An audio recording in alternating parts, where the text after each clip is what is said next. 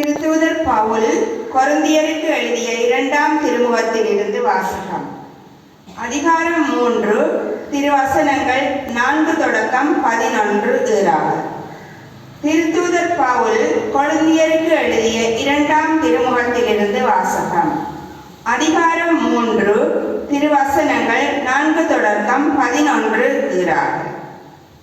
சகோதர சகோதரிகளே, கிறிஸ்துவின் வழியாய் நாங்கள் கடவுள் மேல் வைத்துள்ள உறுதியான நம்பிக்கையால் தான் இவ்வாறு சொல்லுகிறோம். நாங்களே செய்ததாக எதன் மேலும் உரிமை பாராட்டிக் கொள்ள எங்களுக்கு தகுதி இல்லை. எங்கள் தகுதி கடவுளிடம் இருந்தே வருகிறது.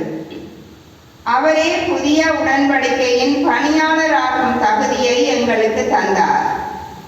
அவ்வுடன்படிக்கை எழுதப்பட்ட சட்டத்தை சார்ந்ததல்ல, தூய ஆவியையே சார்ந்தது. ஏனெனில் எழுதப்பட்ட சட்டத்தால் விளைவது சாவு, தூய ஆவியால் விளைவது வாழ்வு. கற்களில் பொறிக்கப்பட்ட அச்சட்டம் சார்ந்த திருப்பணி சாவை விளைவிப்பதாயிருந்தும் அது மாட்சியுடன் அருளப்பட்டது. விரைவில் மறைய வேண்டியதாய் இருந்த அம்மாட்சி மோசேயின் முகத்தில் இஸ்ரேல் மக்கள் பார்க்க முடியாத அளவுக்கு ஒளி வீசியது.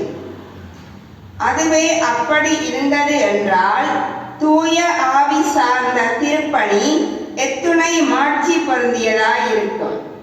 தண்டனை தீர்ப்பு அளிக்கும் திருப்பணியே இத்துணை மாட்சி பொருந்தியதாய் இருந்தது என்றால் விடுதலை தீர்ப்பு அளிக்கும் திருப்பணி எத்துணை மாட்சி நிறைந்ததாய் இருக்கும். அன்றைய மாட்சியை ஒப்புயர்வற்ற இன்றைய மாட்சியோடு ஒப்பிட்டால் அது மாட்சியே அல்ல. மறையப் போவது மாட்சி உடையதாயிருந்தால் நிலையாக இருப்பது எத்துணை மாட்சி மிகுந்ததாய் இருக்கும். இது ஆண்டவர் வழங்கும் அருள்வாக்கு. பதிலுரை பாடல். நம் கடவுளாகிய ஆண்டவரே தூயவர்.